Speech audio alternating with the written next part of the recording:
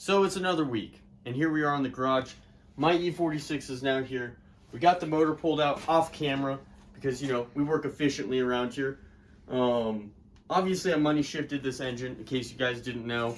All the exhaust valves are bent, and when we were tearing the motor down, we found some not great things.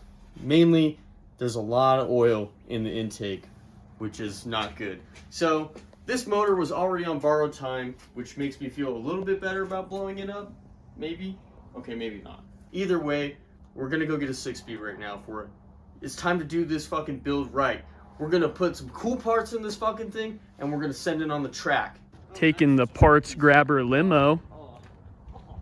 The WRX S4.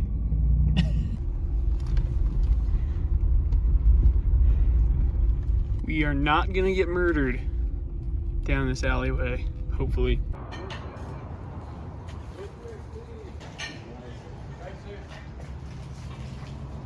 Need to get the business in.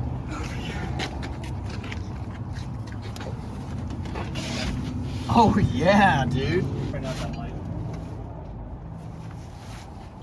Okay. That looks good. Yeah. Little wedge there. Oh, dude. Let's go, baby. It really is. We're like, we should use this to go on road trips with fucking toolbox in the back. Yeah. Oh, soft close.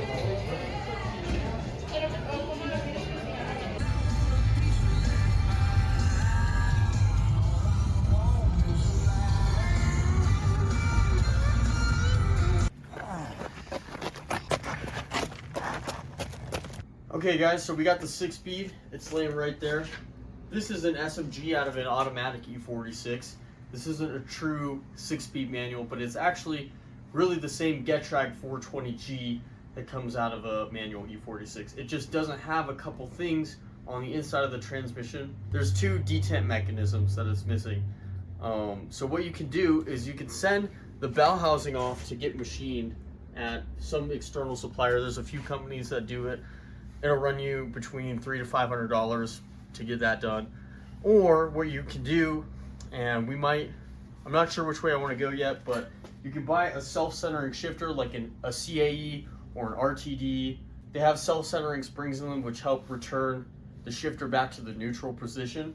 And what that's doing, it's making up for the mechanism that's not in the SMG transmission. So I got an RTD shifter, so maybe we'll just go ahead, send it without the bell housing machining. I read there can be some like vague shifting gates, you know, if you don't have the actual detents in the transmission case. So maybe we don't want to do that, or we could try it out. Worst case scenario, we got to pull the transmission out, and that doesn't take super long. So stay tuned. A little longer than a few minutes later. Okay, so some time has passed. Maybe it's been like a month and a half, and the car's still not back together, but we have the 6-speed now. And we've been doing some slow work in the background. So one of the things I found when I was tearing the motor apart, I found some things in the pickup tube that look like a timing guide. So I ordered all the timing chain guides, and kind of had to get them anyway because I also added this Seems Legit Garage oil pump tensioner right here. And we've also got a Bimmer World locking nut on there with probably too much safety wire and red Loctite on it.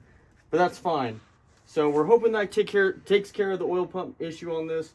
I had to do all the timing guides. I just retimed it.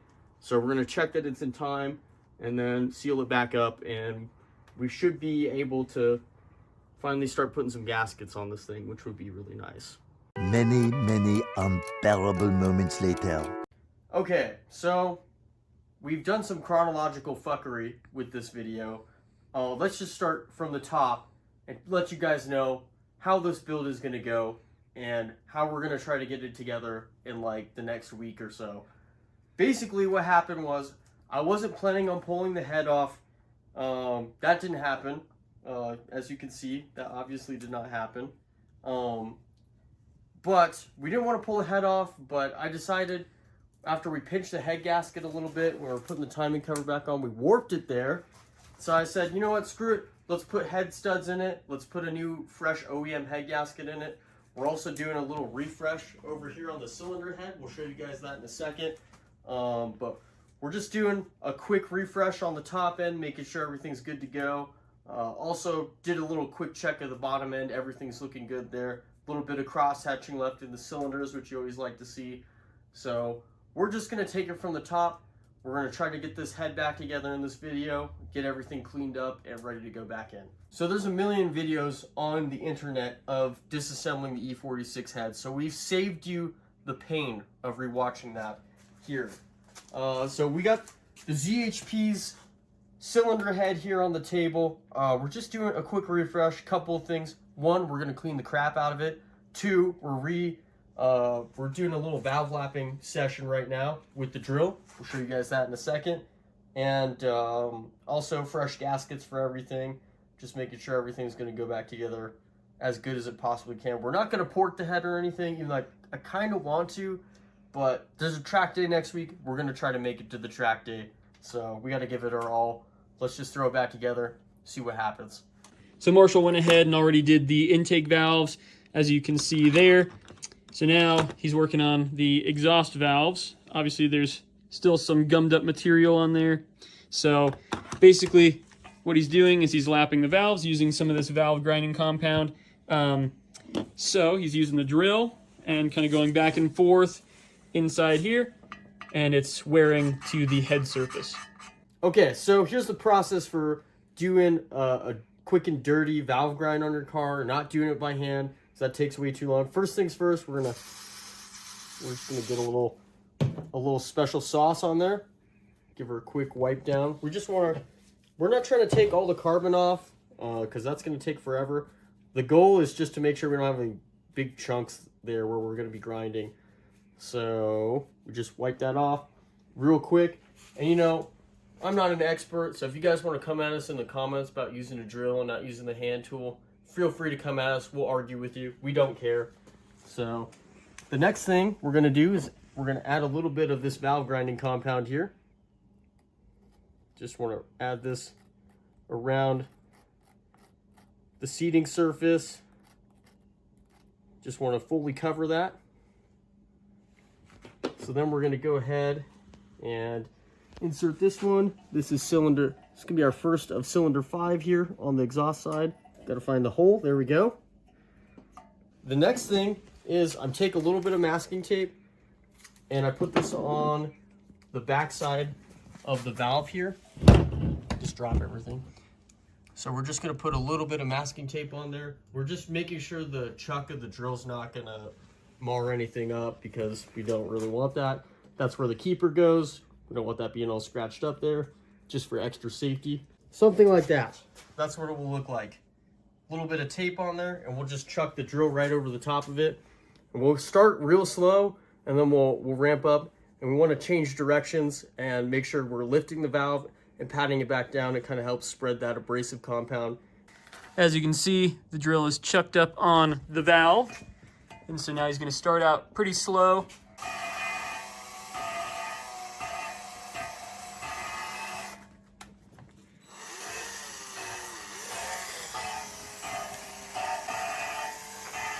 Some guy in a machine shop is watching this somewhere, and he's having an aneurysm. Probably. Marshall just got the RTD shifter. We're going to show an install video on that later on in the channel, so stay tuned for that. Last one. Let's go, baby. Let's go. So now we're going to make a DIY parts washer with a $14 bin from Walmart and 2 gallons of Simple Green.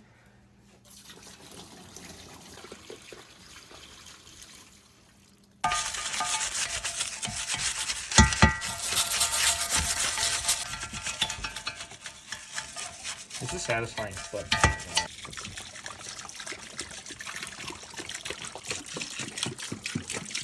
If you find yourself in the Colorado Springs area and you need some head resurfacing and shit, go to machine shop. Don't go to us. The scrub crew in action. Look at Gabe. It's weird. Like his right hand is a lot better with that kind of motion than his left hand. Here, yeah. If I'm like this, it's actually a lot easier. Now it takes a little bit of time, but all you need is a plastic razor blade and this thing will be spotless. We definitely didn't use any other abrasives of questionable origin to get this spotless. Okay, and before anyone asks, yes, I already measured the head. We checked the flatness on it. The spec is 0.15 millimeters, and the only feeler gauge, even before we cleaned it, that we could get under there was at 0.05, which is a third of the spec. So we checked ourselves. We're good there. Always check your head flatness before you do this. All right, guys, so for the next step of the build, it's a new day, by the way. We're busting out a special Amazon tool, link in the description, and we're doing the valve stem seals today. So these are some valve stem seal pliers. Definitely want to use these. Otherwise, you might run the risk of crushing the valve guide. This is the valve guide here. It's this little bronze piece. And basically to use these, all you're going to do is come on over the seal right there, just like that. And then you give it a little twisting motion back and forth, and it should be pretty easy to pry off. You don't want to go too crazy. Otherwise, again, if you crush the valve guides, you're going to be in the machine shop, and it's probably going to be expensive. So don't do that. Takes a little bit of force to get them off. Yeah, you're going to oval it a little bit, probably getting it off. But these are not reusable. Do not reuse these. All right, guys, we're back. We got all the valve guides out. We gave everything a good dousing with brake clean, wiped everything off. And now the next step is installing the new valve guide. So I got a little cap full of motor oil here, just kind of giving this a nice dunking. And then we're taking our specialty BMW service tool, 10 millimeter socket here, and we just get it started on by hand. Get it started on straight. And then it's really easy to just press it down all the way. And then it's good to go. All right, all the seals are in. Now it's time to install the valves. All right, guys. So this build has been sponsored generously by Harbor Freight. So you're going to need one of these for this process. This is also how I took the valve springs apart. So we're going to compress the spring with this thing. These access holes here should allow us to place the valve spring retainers back in, and we're just gonna go ahead and get that started. We'll show you guys how it's done. All right, so we got two of the exhaust valves in now. So basically you're going to use the spring compressor to push the spring in, and you're going to put the keepers in using some grease. So we used a little bit of this grease right here, and that holds the keepers in place. And then once you release the spring, then it's going to push up, and that'll keep your valve retained.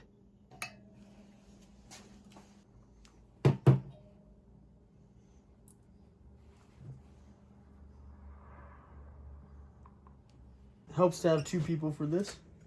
All right, so now that the spring is compressed, you can see right there, those little grooves are where the keepers go. So you're just going to use some grease and install them. So here's the keepers. And basically what these are going to do is they're kind of coned. So you'll want to make sure that the thinner diameter is facing that way. So basically the spring is going to come up and it's going to get, it's going to pinch these together, and that top part of the cone is going to hold the keepers in place. Also be warned, you're going to get grease everywhere. That's totally normal. It's part of the process.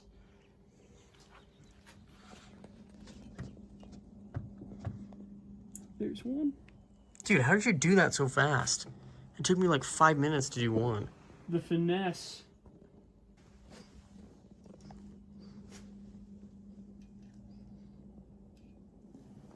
As you guys can see, both keepers are now on those grooves. So now all we have to do is undo the clamp. I've been kind of winding it down a little bit just because it gets violent if you just release it with full spring force. But if you unwind it a little bit, it makes it a lot like that. That's way better. All right, and now as you can see, both of those keepers are locked into place, and we can move on to the next valve.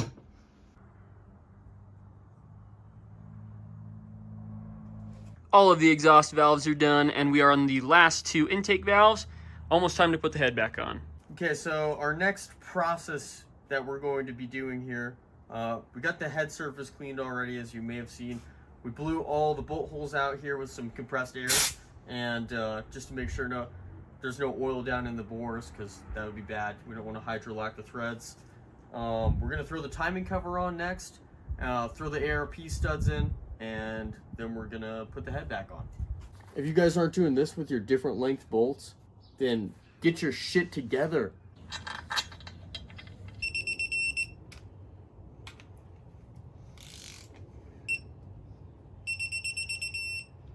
For the M54 engines, it's an aluminum block, so it's a pretty critical step. You don't want to over torque anything. You don't want to reuse your head bolts. You want a good solution that's not going to pull the stud out of the aluminum block. It's very soft material. First thing you should do is when you're pulling the head off is check all the bolts and make sure it didn't take any of the material or the threads out when you're backing all those bolts out. But this motor was never overheated, so we don't have any of those issues, thankfully. As far as head bolt options for this, if you take a look at this label here, this is not for a BMW. This is the main stud kit out of a VQ35. And I did some research on the forums, and this is the exact same length and thread pitch as the BMW fastener. So we're gonna be able to do that.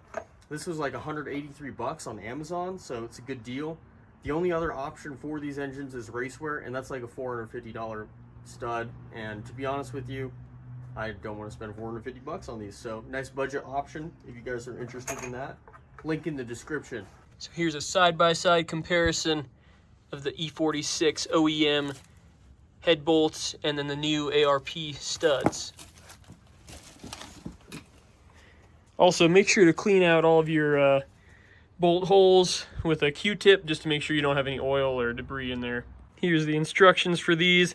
So now what we're going to be doing is we're going to lube the threads, just so that way we make sure we get the correct torque specifications. Should probably get like a brush or something. Yeah, I mean maybe a brush would be a better way to spread that on there.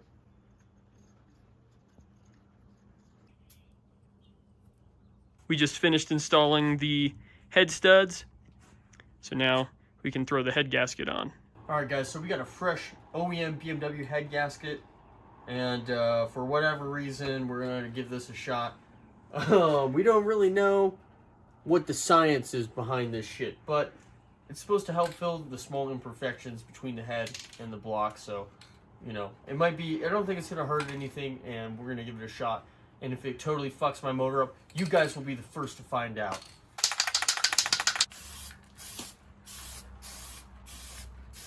Alright, so we got a light coat of that put on to this side of the gasket. We're going to flip it over, do the other side. Just that way it fills all those small imperfections and we reduce the risk of any kind of leak.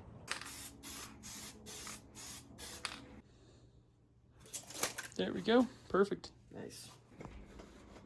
Alright, buddy. You're ready for your new journey. Oh, yes. Optimal OSHA approved working conditions. Alright. Let's line up your holes. Yeah, hang on this, yeah, there we go.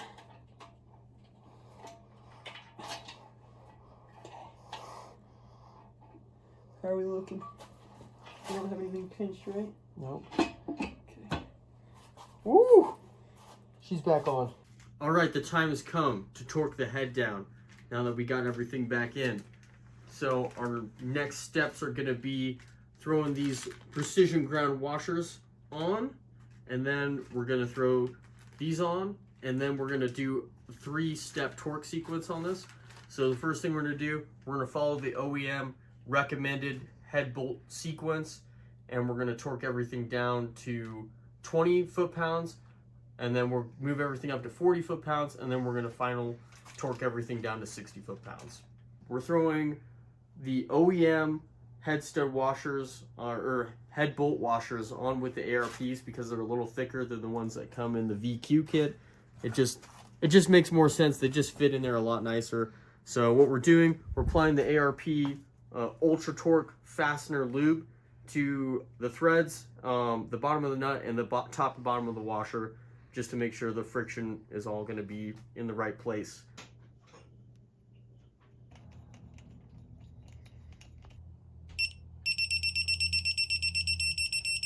Okay, that's 20. That's bolt number 1. And for our viewers at home, here's the torque sequence that you're going to want to follow. Okay. It's 2, 3 is back here.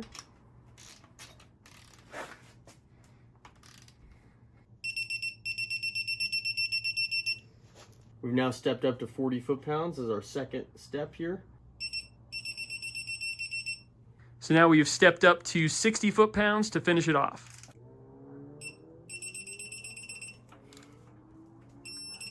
Okay, 60. That's 6.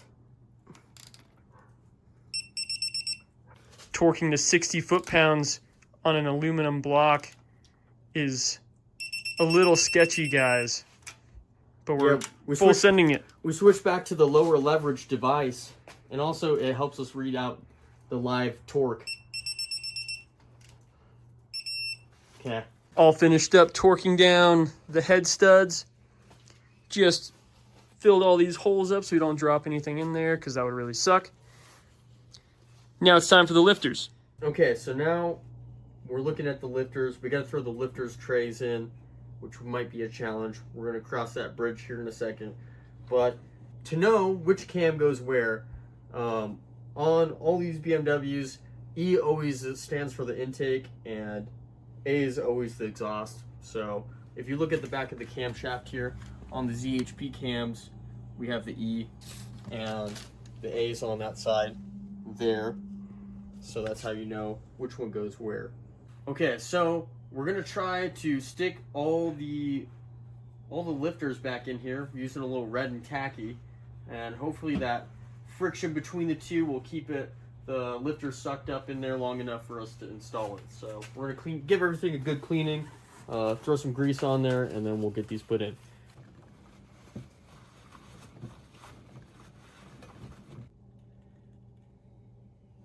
Throw a decent amount on there. Woo! Very nice. Dude, that was take 1. That wasn't even take 2, that was take 1. It's coming to you real time.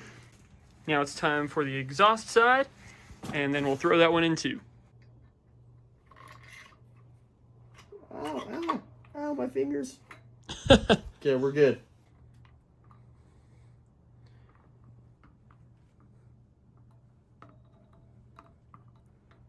Okay, so real quick, now that we have the timing cover on, before we start putting the cams in, we want to verify that the bottom end is at top dead center. So I'm just going to reinstall the crank pulley here. Sorry, I'm looking. There's a keyway we got to line up. So we're just going to line the keyway up. Like that. And I haven't put the front main seal in yet because in the off event that we need to mess with the chain at all, we're going to have easy access to it that way, just through this hole in the front cover. So we're going to get this installed, get the timing marks lined up, and I can already see that it's off quite a bit from us messing around with the bottom end a little bit. So we want to just get that lined up. So as you can see here, we got the timing marks aligned. So you have this mark on the cover here, and you have this mark here on the crank pulley. You want those two to be aligned, and that will mean that cylinder 1 is at the top of its stroke, and then we can go ahead and get the cams in, and they're going to be in the right spot. We're going to throw her in just like that.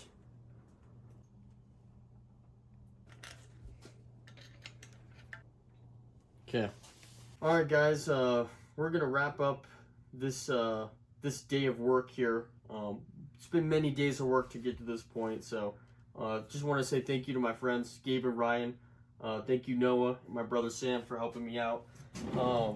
Tomorrow, you guys probably won't see this. We're just going to be doing a couple other things. I'm going to get the motor timed, which I've already had to do like 3 times before, so we're not going to show that. I'm going to rebuild the variable valve timing unit here, the Vanos unit. It's just pretty simple. It's just O-rings. And then we're also going to be getting this motor stripped down, which no one wants to see. We're just going to take this apart, get the supercharger off, get the wiring harness off, and then start dressing the other engine. And then obviously we've got some various gaskets we've got to do along the way. So we're going to be doing some gaskets, some cleaning, a little bit of dressing, and hopefully we'll cue you guys back in once we're getting the motor off the stand. So that'll be the goal for the next video. All right, guys, that's all we got for this video. Thank you for joining us today. If you guys like what you saw, throw a like, throw a comment down. It really helps us out. Give us a subscribe to the channel if you want to see some more E46 content. And we appreciate you guys. Have a good rest of your day. Thank you.